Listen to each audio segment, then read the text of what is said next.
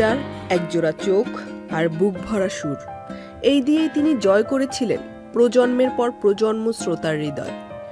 Bangla band সঙ্গীতের আকাশে তিনি ছিলেন এক উজ্জ্বল নক্ষত্র। গিটারের তারে যিনি তুলে ধরেছেন ভালোবাসা, বিরহ, অভিমান আর জীবনের গল্প, তিনি আইয়ুব বাচ্চু। আজ 16ই আগস্ট, কিংবদন্তি এই রকস্টারের জন্মদিন। আইয়ুব বাচ্চু শুধু একজন গায়ক কিংবা গিটারিস্ট নন, বাংলা ব্যান্ড সঙ্গীতের ইতিহাসে তিনি এক অনন্য অধ্যায়। 80-র দশক থেকে গান, সুর আর গিটারের ঝংকারে বদলে দিয়েছেন দেশীয় ব্যান্ড সঙ্গীতের ধারা। ফেরারি মন, চলো বদলে যাই, এখন অনেক রাত, হকার, আমি 12 মাস তোমায় ভালোবাসি, কষ্ট পেতে ভালোবাসি কিংবা রূপালী গিটার সহ অসংখ্য গান আজও শ্রোতার অনুভূতির সঙ্গে মিশে আছে। আমি কেঁদেছি বুকের গভীরে কষ্ট নিয়ে।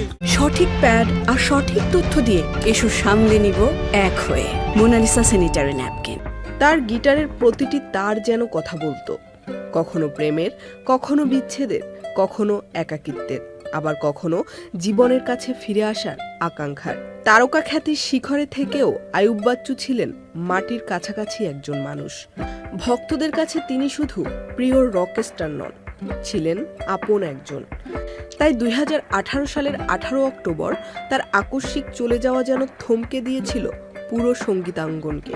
যে মানুষটি গানের সুরে অন্যের কষ্টকে ভাষা দিয়েছেন, একদিন তার বিদায়ী কেঁদেছিল অগণিত ভক্তের হৃদয়।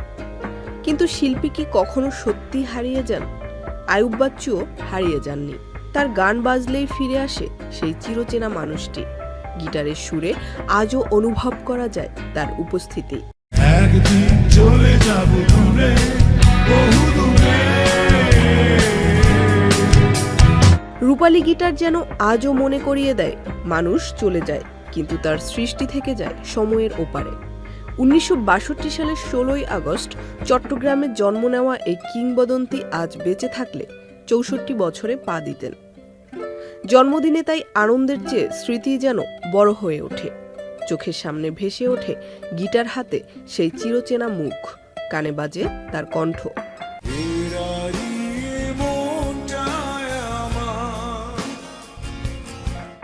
সময়ের স্রোতে অনেক শিল্পী আসবেন, অনেকেই হারিয়ে যাবেন, কিন্তু আইয়ুব বাচ্চুর মতো কিংবদন্তিরা থেকে যাবেন মানুষের ভালোবাসায়, গানের কথায় আর গিটারের প্রতিটি ঝংকারে।